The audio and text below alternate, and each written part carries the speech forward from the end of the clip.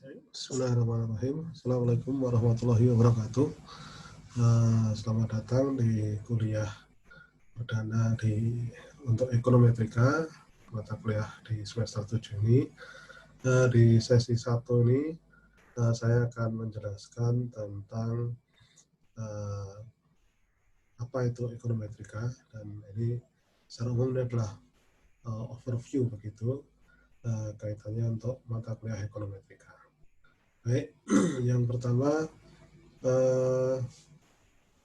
kita akan mendiskusikan atau secara umum begini, untuk bagi yang mungkin belum pernah mengambil mata kuliah ini, saya akan jelaskan bahwa di mata kuliah ini terkait dengan dua mata kuliah yang pernah Anda tempuh dulu, yaitu mata kuliah statistik.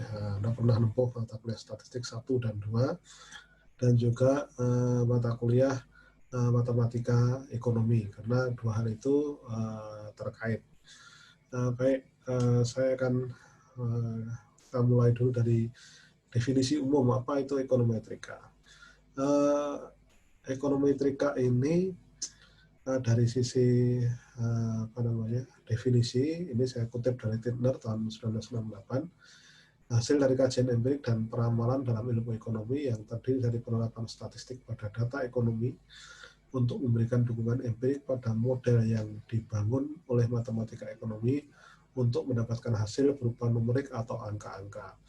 Dan dari definisi ini ada bayangan, ada perkiraan begitu tentang ekonometrika, yaitu Anda sudah di situ ada definisi tentang statistik, tadi ada istilah tentang statistik, kemudian juga ada istilah tentang dalam matematika ekonomi. Jadi kemudian ada model ekonomi.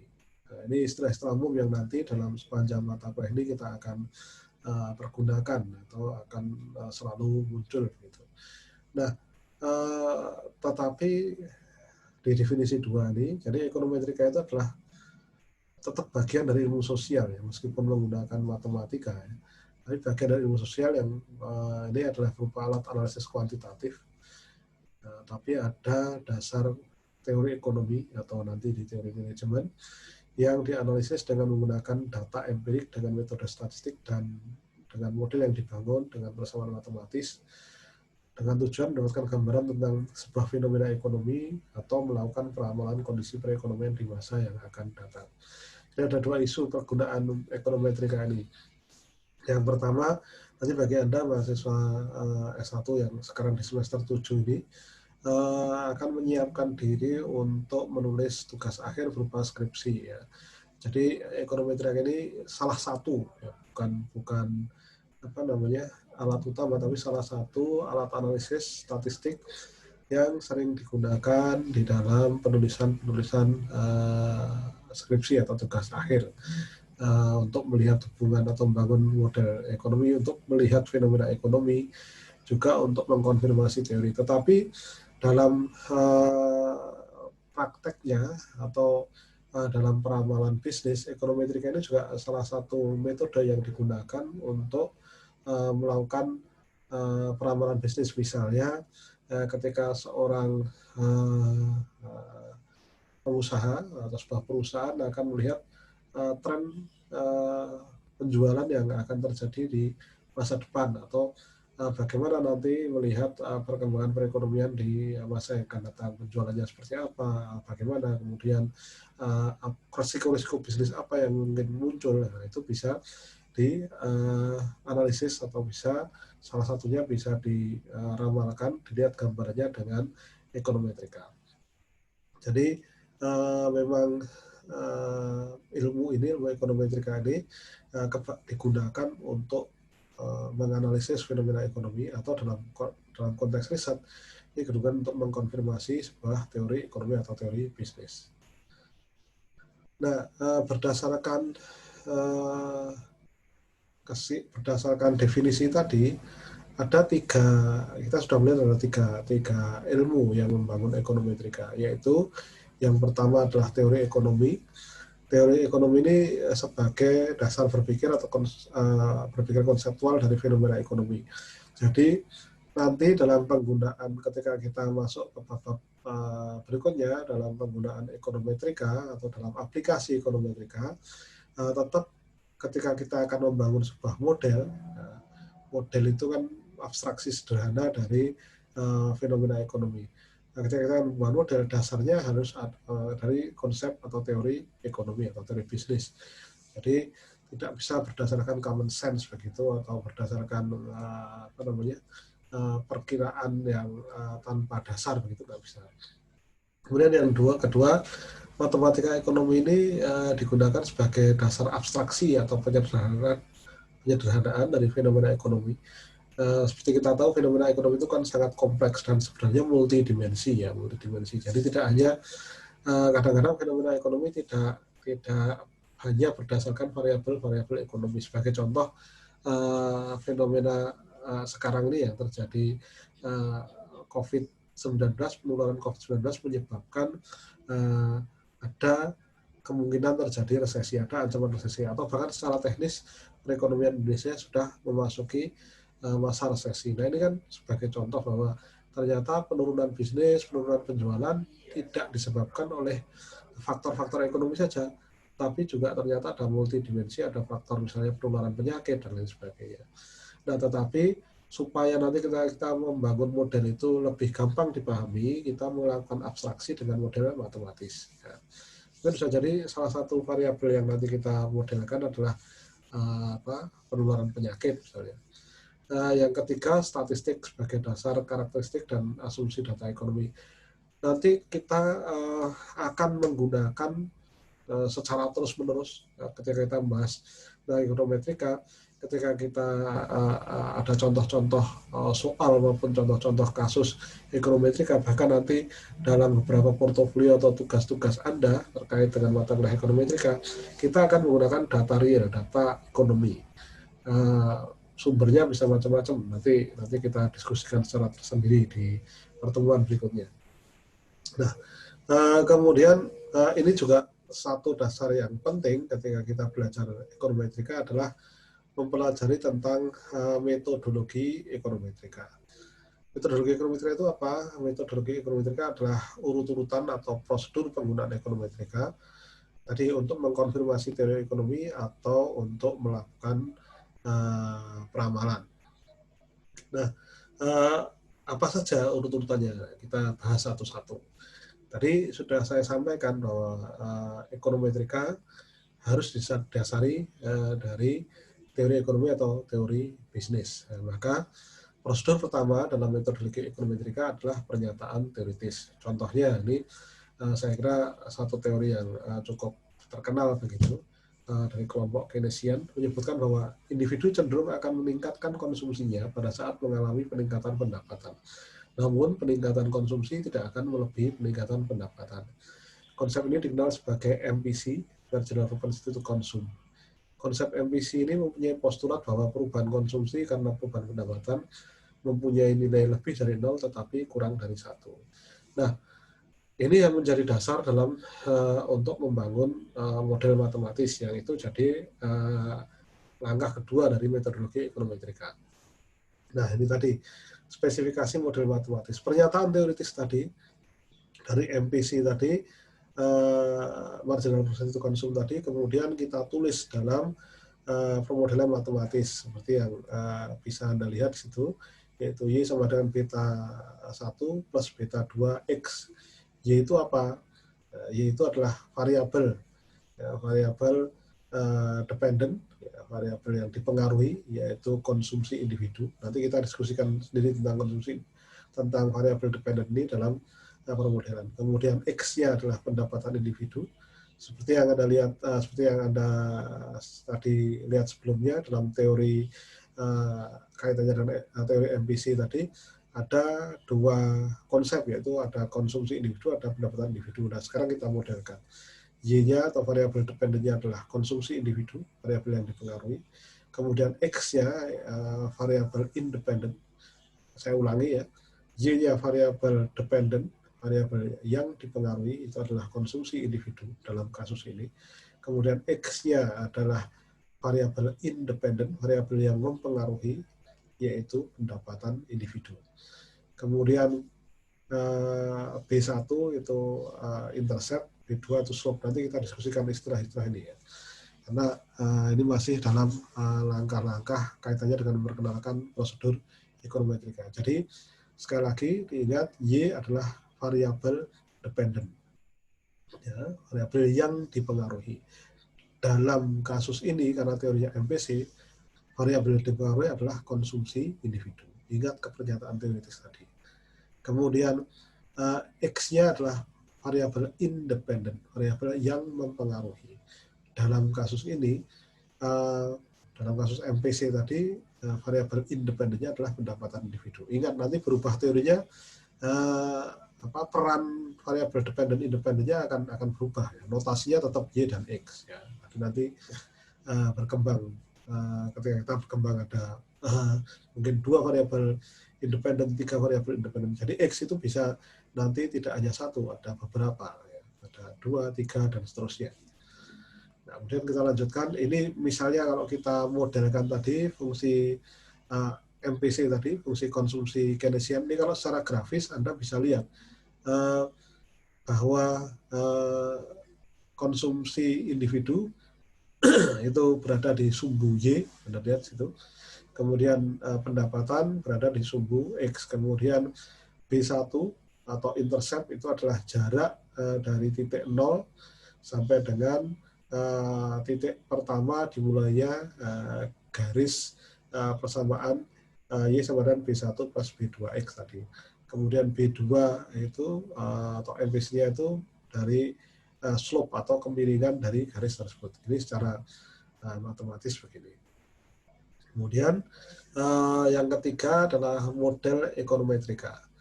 Nah, permodelan ekonometrika ini secara notasi kalau Anda lihat di situ perbedaannya adalah menambahkan epsilon itu ya, notasinya epsilon.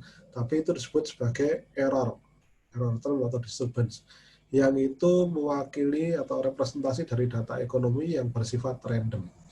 Sifat random nanti kita diskusikan, atau Anda bisa mulai baca di literatur yang sudah bisa Anda download di LMS di kelas Open Learning Econometrika. Anda lihat di situ apa sih sebenarnya disturbance atau error itu sebagai sebuah kaitannya karakteristik di data ekonomi ya. Nanti kita diskusikan sendiri. Kemudian metodologi ekonometrika yang berikutnya adalah pengumpulan data. Ya, data yang dipergunakan dalam ekonometrika ini ada paling banyak ada 2, meskipun nanti sebenarnya ada 3 ya. Tapi ini saya tulis yang biasa digunakan. Yang pertama data time series, dan kedua data cross section. Yang ketiga ada lagi yaitu data pool data atau panel data. Saya tunjukkan contohnya.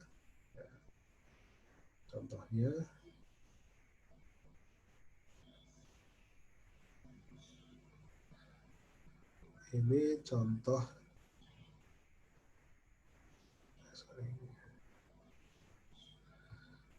Nah, ini adalah contoh data time series. Data time series. Anda lihat ini perbedaannya adalah data time series itu runtun waktu. Jadi ini misalnya data konsumsi ayam dan data pendapatan rumah tangga di Amerika Serikat tahun 1960 sampai dengan 1971. Nah, ini contoh data time series ya, atau data runtun waktu. Nah, kemudian data cross section ya, data cross section, contoh data cross section. Nah, ini misalnya data produk domestik regional bruto di Indonesia tahun 2016 ya, di beberapa provinsi. Ini ada observasi ya, ada observasinya provinsi dari Aceh sampai dengan kita lihat sini, dari Aceh sampai dengan Papua itu ya, Aceh sampai Papua. Tetapi hanya pada 1 titik tahun, yaitu tahun 2018. Ini disebut data cross section. Jadi observasinya ada banyak, ada multi begitu, tetapi titik waktunya hanya 1, yaitu dalam kasus ini tahun 2016. Ini adalah contoh data cross section. Nah, kemudian yang ketiga, meskipun nanti kita juga nanti kalau memungkinkan kita bahas, tapi biasanya yang di ekonometrika kita hanya bahas 2 jenis data itu. Ini yang ketiga, tapi dalam skripsi, terutama yang di bidang keuangan, banyak mahasiswa yang akan menggunakan jenis data ini, yaitu yang disebut sebagai data panel atau pool data. Nah, ini gabungan dari time series, ini titik waktunya ada misalnya bank A, ini ada data MV, ada data CAR, ada data keuntungan, ya, market value, ada capital adequacy ratio, ada keuntungan di sini. Kemudian titiknya mulai 2001 sampai dengan 2004. Ya. Kemudian bank B juga data yang sama, MV, CAR, dan profit, juga data 2001 sampai dengan 2004. Dan data bank C ini juga sama, MV, CAR, profit, data dari 2001 sampai dengan 2004. Ini juga ini contoh data panel atau panel data. Ya. Kita kembali ke pembahasan tentang konsep dasar ekonometrika. Baik, ini tadi metodologi ekonometrika untuk pengumpulan data. Kemudian di tahap berikutnya yaitu estimasi model ekonometrika. Apa yang dimaksud dengan estimasi model ekonometrika? Pada tahapan ini yang dilakukan adalah mengestimasi atau menghitung, yaitu menghitung koefisien regresi tadi B1 dan juga B2, intercept dan slope-nya, dan kita hitung dengan formulasi matematis ya, dan perangkat lunak, SPSS dan EViews. Nanti formulasinya nanti yang manual dan dengan software nanti akan kita coba, tapi penjelasannya nanti saya jelaskan di bab berikutnya pada saat kita membahas tentang estimasi model ekonometrika. Kemudian yang berikutnya setelah kita estimasi ada tahapan inferensi atau pengujian hipotesis. Ya. Pada tahapan ini koefisien regresi B1 dan B2 yang sudah kita hitung tadi diuji dengan OJT, di signifikansi statistiknya diuji dengan OJT. Kemudian model ekonometrikanya sendiri atau hubungan antar variabel dependen dan independen tadi diuji signifikansi statistiknya dengan uji F. Nah, penjelasan tentang metode pengujian ini nanti akan dibahas dalam bab tentang masalah inferensi tadi ya. Nah, kemudian ketika kita sudah melakukan tahapan-tahapan itu dan hasilnya baik, model itu signifikan secara statistik, semua koefisien regresinya juga signifikan secara statistik, sudah kita hitung tadi, maka model ekonometrika tadi bisa dipergunakan tergantung tadi tujuannya, apakah kita akan melakukan peramalan fenomena ekonomi atau untuk penelitian. Jadi model itu bisa digunakan untuk dua hal itu. Jadi itu tahapan di dalam metodologi ekonometrika yang nanti pasti Anda akan pergunakan itu ketika Anda mempraktekkan ekonometrika, mulai dari menyusun model sampai dengan nanti kita akan menggunakan beberapa data atau mencoba beberapa data untuk kita susun modelnya dan kita estimasi, kemudian kita interpretasikan nanti fenomena yang terjadi di situ atau mengkonfirmasi teori ekonomi yang ada di situ. Nah, kemudian ini untuk penjelasan tentang ekonometrika tadi ya. Nah, selanjutnya saya sampaikan juga, saya harap Anda juga membaca, mempelajari silabus dari mata kuliah ini yang Anda bisa download, bisa ambil di learning assignment, di learning agreement ya, maaf, di kesepakatan belajar. Kemudian juga Anda silahkan mulai juga membaca literatur dari mata kuliah ini ya, untuk memahami secara awal dulu ya, memahami secara awal, memahami awalnya dulu, memahami secara umum tentang ekonometrika. Tidak perlu khawatir, mata kuliah ini bukan mata kuliah yang menakutkan, tidak ya. Jadi kita nanti juga akan banyak menggunakan perangkat lunak. Ada 2 perangkat lunak atau aplikasi, perangkat lunak yang kita gunakan untuk melakukan estimasi pengujian hipotesis ekonometrika, yaitu kita menggunakan SPSS dan juga menggunakan EFUSE.